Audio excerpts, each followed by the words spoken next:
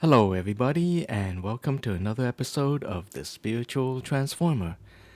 So, today I want to talk about advanced spirituality because that seems to be what we're getting from teachers and mystics these days. So, back when I guess, first awakened, this was like late 90s, early 2000s, the spirituality is seen as a whole lot different. Back then it was kind of called New Age, and these days we don't really call ourselves that anymore. And New Age is, well, these days it feels a little silly now. Right? I mean, there's a lot of talk about what is it, visualization. There's a lot of talk about acting as if. There's a lot of talk about positive thoughts. That's pretty much New Age in a nutshell, at least to me when I was first introduced to the subject way back when. And now, folks don't really talk about this anymore. They don't talk about visualization, they don't talk about acting as if, they don't talk about the law of attraction, even. It's just, we don't speak of it in these terms. These days, it seems that a lot of some spiritual teachers just say when you encounter some kind of adversity, when you feel yourself feeling down, the idea is just to take a deep breath, center yourself, and then move from there. Basically, it's another way of saying come into the present moment, because in the present moment is how you create the future. It's all down to a choice as to how you want to feel and where you want to go in any given moment. And the best way to do that when you feel yourself moving downwards, when you're becoming sad or depressed or whatnot, just in that moment, just take a deep breath and choose something better for yourself. That's the teaching of the day, and that's a bit different from the teaching back then with the visualizations, the affirmations, and the acting as ifs. And today I just kind of want to connect the dots a little bit. So I don't think the old New Age and the new spirituality, I don't think the two are unrelated. In fact, I think there's a really straight line, common thread to all of them. And it basically boils down to embodiment. So back in the day, when people are talking about visualizations and affirmations, there is a purpose to that. And I believe the purpose to that is to get you into a state where you feel you want to be. So, a very easy example is just simply to take a moment and think about the saddest moments of your life. The saddest moments. This kind of stuff that has you in tears, maybe the death of a beloved pet, for instance, right? And then you contrast that with the best moments of your life, whatever that may be. Maybe it's your wedding. But whatever you decide to think for yourself as to what the worst and the best moments of your life are, whatever it is, you can see a clear difference. Or rather, to be more specific, you can feel a clear difference. There is a clear difference of how they feel. I don't think anybody can say otherwise. The sadness feels different from happiness. That's it. So, what the old New Agers, the idea of what the old New Agers are trying to say, is that using visualization, using acting as if, using affirmations, they're all to get you to feel into the feeling that you really want. And a lot of people when they visualize, when they act as if they're not visualizing something bad. They're gonna visualize something happy. They're gonna visualize how it feels when they, you know, drive that car they always wanted. How it's gonna feel when they find that romantic partner they always wanted. How does it feel to be a success, really? And all that affirmation, all that visualization is really to get people to feel how it feels to have something that you've been deeply wishing to have. And that feeling is important because if you don't know how it feels, you can't move into the new spirituality. It's almost like taking a class. You know, you've got Spirituality 101, which is the old New Age, and now we're moving into Spirituality 201. I would even say that to these days it's more like we're moving into Spirituality 301. That's how advanced it is. So back in the late 90s and the early 2000s, it seems that that's the focus. It's focusing folks to feel into how it feels for them when they are happy, when they have achieved what they wanted.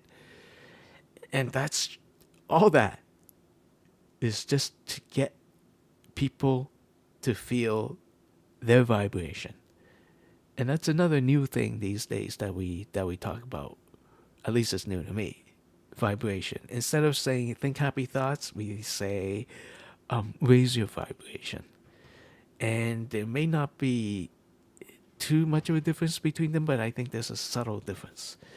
And raising your vibration, I think, involves more than just visualizations and affirmations. It involves embodiment, because that's the next step. Okay, so you've got the visualizations down. You know how it feels to be happy. Now the next step, what is it? Is simply to be happy. Once you know how it feels, you can take a deep breath and try to bring in that feeling. If you know how you feel when you are happy, whenever you feel yourself going sad, you just take a moment to yourself and bring in that feeling of happiness again. Because using visualizations, using meditations, using affirmations, you have a general good idea of how it feels when you're happy. So now the new spirituality teachings is demanding that you skip straight to that. Anytime, you feel down, forget about visualizations, forget about, happy thoughts. You just be happy. And you do that by remembering how it feels to be happy. And you do that because you've been practicing a lot of visualizations and affirmations and thinking positive thoughts. Except in these days, a lot of spiritual teachers, they don't even teach visualization, right? They just go straight to taking a deep breath and just be. Take in the present moment and just be. Be what? Be whatever you want. So in the old spirituality, they're teaching you how it feels to be whatever you want. But in the new spirituality, they're teaching you how to be whatever you want through how you feel when you are already everything you want to be. So that's a straight line. It's just, it's just forget about that step where you find out how it feels to be happy. You just go straight to being happy because you already know how it feels to be happy. And maybe for people who are new to spirituality, it's a little bit of a challenge because now teachers are asking you to just jump right in. Just go straight to embodiment. Just go straight to being happy. Forget about the steps that, teach you how you feel when you're happy. Just go straight to it. And I don't think that's a bad thing. I think today, I think there's a lot of support for skipping this step of figuring out what it takes for you to be happy. And I think partially, I'm just talking off the top of my head here. This is all theory. I suspect it's just because of the young folks. The people who are young growing up now, they seem to know who they want to be.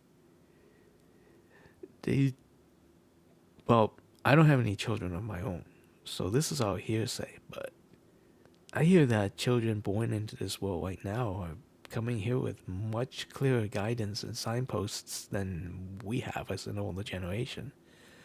I remember feeling lost most of my life, but kids these days are supposed to be, they just are supposed to know what they want. And I think that's part of the change in the world right now, because the young people are growing up, and they're growing up with this energy that they know what they want. They know the world they want to see.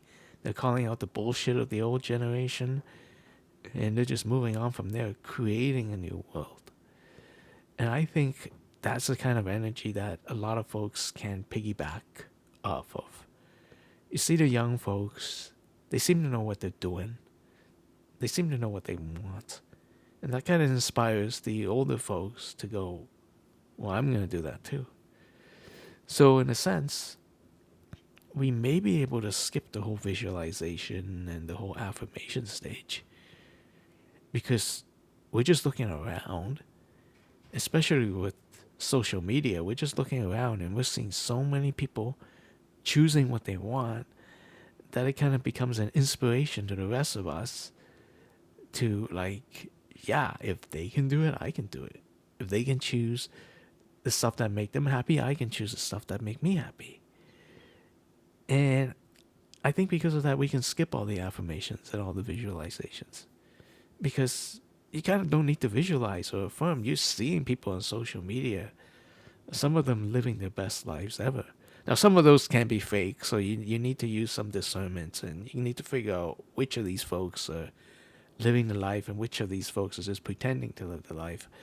But there seems to be a lot of inspiration everywhere. YouTube videos, social media, that gives you that energy, that gives you that feeling of what it looks like, how it feels like to just be happy, to just be yourself.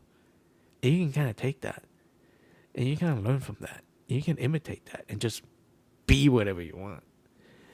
And I think that's why a lot of spiritual teachers right now teach just embodiment, just being. You want all this stuff, the cool car, the big house, the soulmate. Well, feel into it. Imagine how it feels when those things are here right now, and just be that person. Not necessarily pretend that you live in a big house or whatever, but just be that kind of happy. Be that kind of joy. Be that kind of prosperous. Be that kind of abundance, you know? And even if things don't change quickly on the outside, at least on the inside, there is a lot of change. There's a lot of new feelings and new energies. And I think that's basically spirituality 3.1, 301 right now, right? Maybe even 3.1. We're advancing. So, yeah, maybe it works for you. Skip the visualization and the affirmation and just go straight to embodiment. Just be what you want to be.